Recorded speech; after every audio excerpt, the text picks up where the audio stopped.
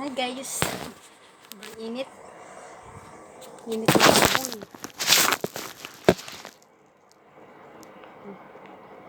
Tamad-tamad muna tayo kay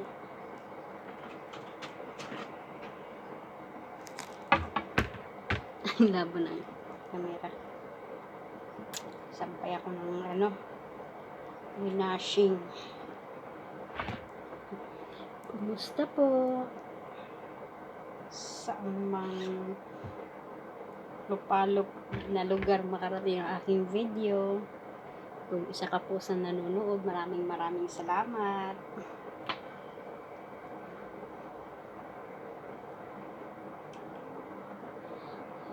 Tagal-tagal na rin pong hindi ako nakapag-upload. So, yan po.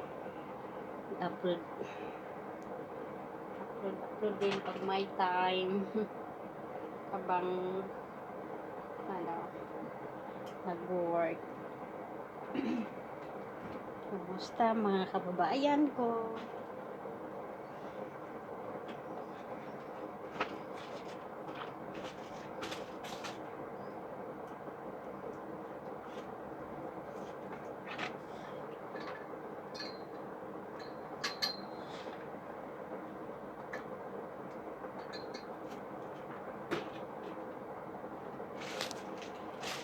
Sobrang summer na summer. Ang init ng panahon. Ang init.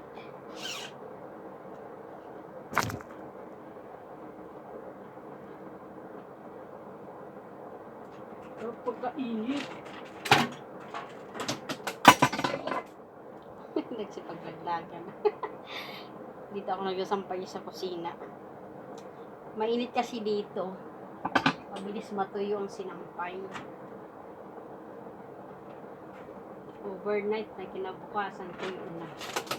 Iba naman ito. Naglalaglagan man siya. Ang aking hangir. Bilet. Parang gusto kong magpagupit ng buhok na sobrang iksi yung main cut ba? main cut. Man cut. Ano ba ang correct pronunciation? Ano ba yan? Bisaya ko eh. Basta gupit ng lalaki, parang gusto mo pagupit ng lalaki.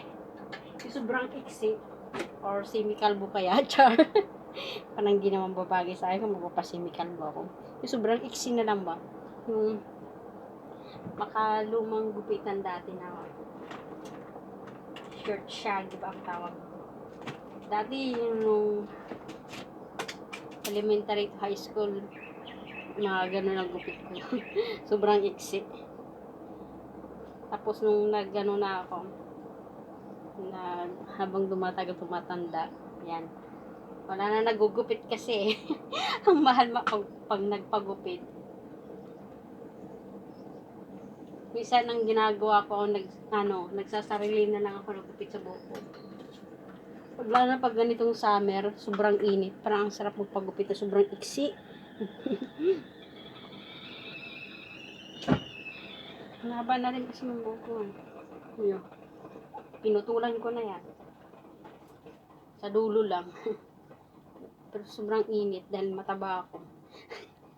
Parang lagi akong pawisin. Ang init talaga. Gusto ko siyang putulin na sobrang iksi. Ganyan talaga siya. Tanggalin ko ba to? Kaso pag kailangan may magugupit sa akin hindi ako. Kasi kung sarili kong magugupit ako ng sarili ko lang tapos sobrang iksi. Nako. Hindi ko makikita, lagot na. Nakapagsisihan ko lang.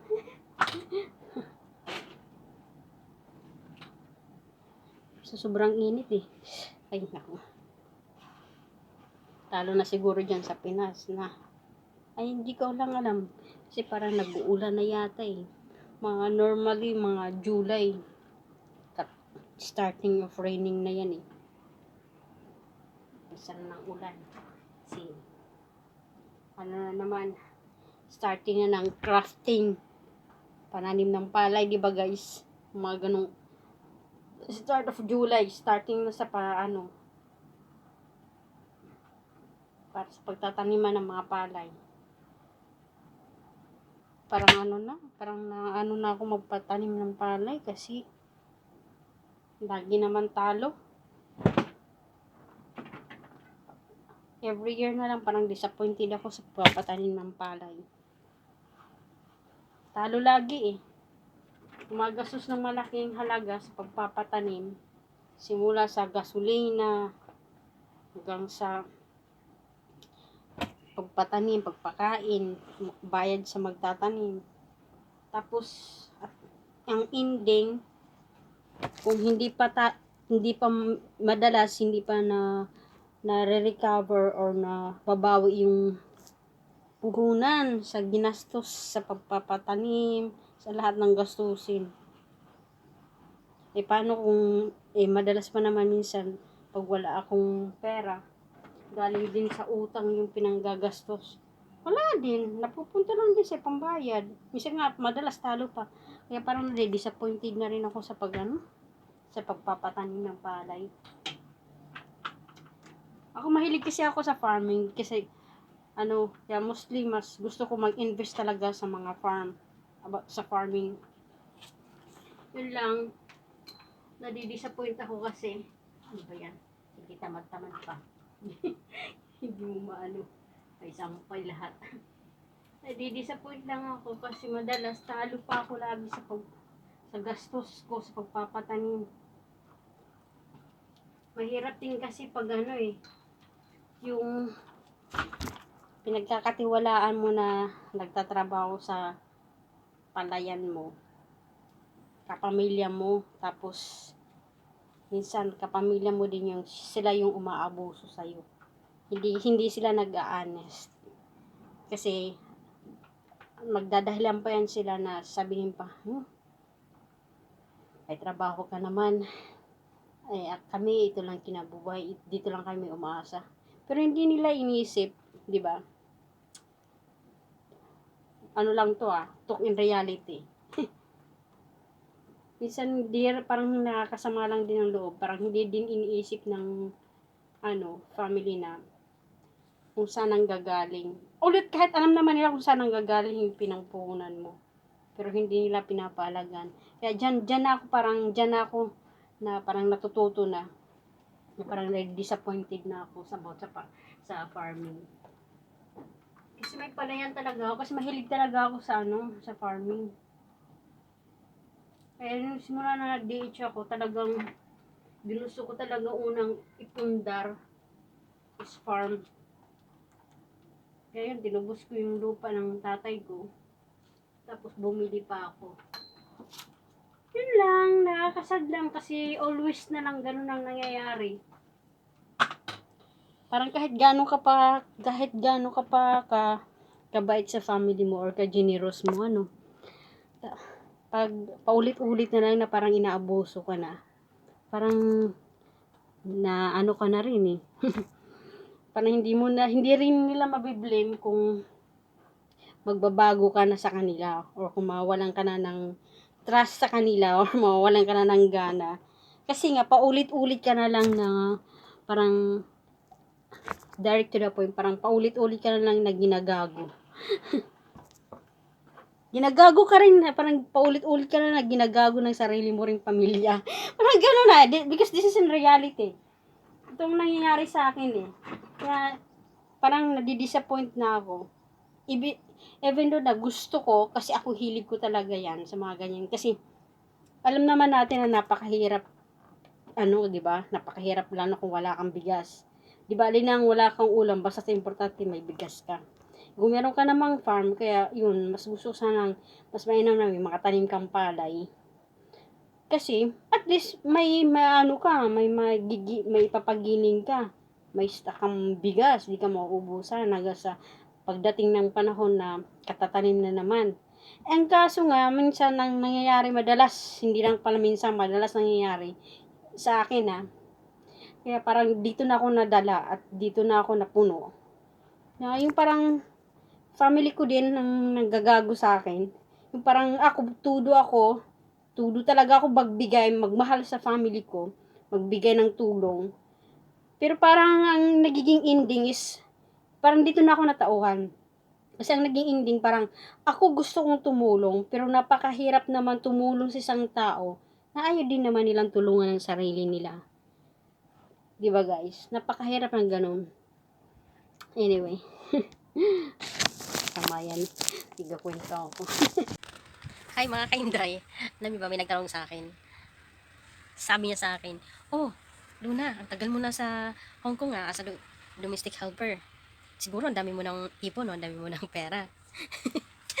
Pero alam niyo ba guys, in reality, itong isasagot ko. At as in, mostly or in general talaga guys, ganito ang sitwasyon ng mga ng mga DH sa Hong Kong. Wala po silang ipon at marami pong utang. Yung po ang katotohanan. Hindi po basihan na porque matagal na sa ibang bansa na nagtatrabaho is marami ng ipon, may pera sa bangko, walang utang. Hindi po yun totoo. Kasi alam nyo ba guys, real talk lang, mas mainam pa yung ibang, yung sa mga like kapwa ko OFW, mostly yung like yung sa mga nasa Middle East or kung sa yung bansa man yun, mas nakakaipon pa sila kumpara sa mga DH dito sa Hong Kong. Ang mga DH dito sa Hong Kong, ewan ko ba, isa na ako dyan. Daming utang. Although, nag-ano lang siguro ako or syunga habang tawag dyan. Kasi alam naman ko na din naman ang sagot kung bakit, kung bakit ganun. Yung samantalang mas mataas naman ang sahod ng mga DH dito sa Hong Kong kumpara sa like sa Middle East or sa Taiwan. Bakit ang mga DH dito sa Hong Kong is mas baon pa sila sa utang at tapos walang mga ipon. Unang-una na kasi dyan guys is yung walang disiplina sa paghawak ng salary. Tapos ang pangalawa, yung tulubigay sa pamilya. Tapos yung pangatlo, yung mga bagay na hindi naman importante or hindi naman talaga siya totally mahalaga, importante na mahalaga pa, or needed na right away, is binibili o kahit walang pambili, is kinikredit. Kaya ang resulta, yan. Nagkakanda baon-baon sa utang. Tapos, ang pang-apat na ba, is yung mas malaki pa yung ginagastos kumpara sa in-expect na sinasahod. So, yan po ang difference ng domestic helper sa HK tapos sa ibang bansa like in the Middle East. Bakit yung mga nasa Middle East na bansa is mas nakakaipon pa sila tapos may pera pa or sapat, nagiging sapat yung sahod nila kumpara dito sa mga DH na nandito sa Hong Kong. Kasi nga po, nasa sarili nga po iyan. At ina-admit ko na isa na ako dyan sa mga may maling gawa. Kumbaga, kasalanan ko din kasi nga wala hindi marunong mag-handle ng pera. Kaya ayun, ang resulta, tumanda na lang or tumagal na lang as a DH sa Hong Kong na walang ipon. Sana may natutunan kayo. Aral ngayong araw na ito.